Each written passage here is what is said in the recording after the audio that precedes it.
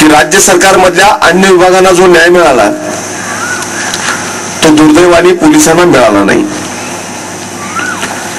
अन्य विभागातले पगार वाढले, आता त्यांच्या कारणाच्या खोलीत मी जात नाही, पण कुठेतरी अन्याय झाल्यासारखं मलाही वाटतं। मी आज राज्यासाठी हे धोरण जाहीर करीन, पोलीस कर्तव्य बजावत असताना नैसर्गिक रोग सोडून कर्तव्याचा भाग म्हणून कार्यरत असताना कुणी जर शहीद झालं तर त्याच्या निवृत्तीचा जो दिनांक आहे त्या दिनांकापर्यंत त्या शहीदाचे कुटुंबीय त्याच्या क्वार्टरमध्ये राहू शकतील, क्वार्टर सोडण्याचं बंधन असणार नाही।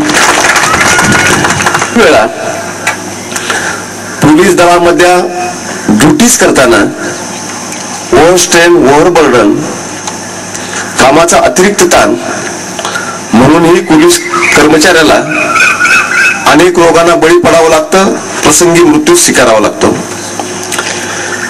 अशा कर्मचाऱ्यांच्या कुटुंबियांना सुद्धा 3 महिन्याचं नोटीस दिलं जातं।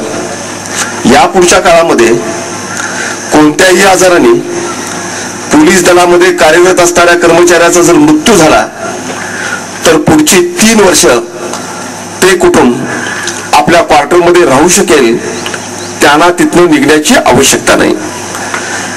तासगाव पोलीस स्टेशनच्या आवारातून महाराष्ट्राच्या पोलीस दलाला मी इतकंच आश्वासन देईन की लवकरच पोलीस दलाच्या पगारामध्ये वाढ केली जाईल आणि महाराष्ट्रातल्या पोलीस दलाचे पगार देशातल्या अन्य कुठल्याही पोलीस दलापेक्षा हे अधिकचे राहतील, अशा पद्धतीचं धोरण स्वीकारलं जाईल। ज्यांचं उत्पन्न 1 लाख रुपयाच्या आत आहे त्या सगळ्या कुटुंबांचा विमा राज्य सरकार मार्फत उतरला जाईल। विम्याचा हप्ता राज्य सरकार मार्फत भरला जाईल आणि त्या कुटुंबातलं कुणीही आजारी पडलं तर 1.5 लाख रुपयापर्यंतची ट्रीटमेंट महाराष्ट्रातला कोणताही नागरिक कोणत्याही हॉस्पिटलमध्ये जाऊन घेऊ शकेल। असं नागरिकांच्या आरोग्याचा विमा ही योजना लवकरच आपल्याकडे सुद्धा सुरू होईल। लवकरच योजना आपल्याकडे सुरू झाल्यावर प्रत्येक कुटुंबाला 1.5 लाख रुपये किमतीच्या औषधोपचाराची हमी मिळेल।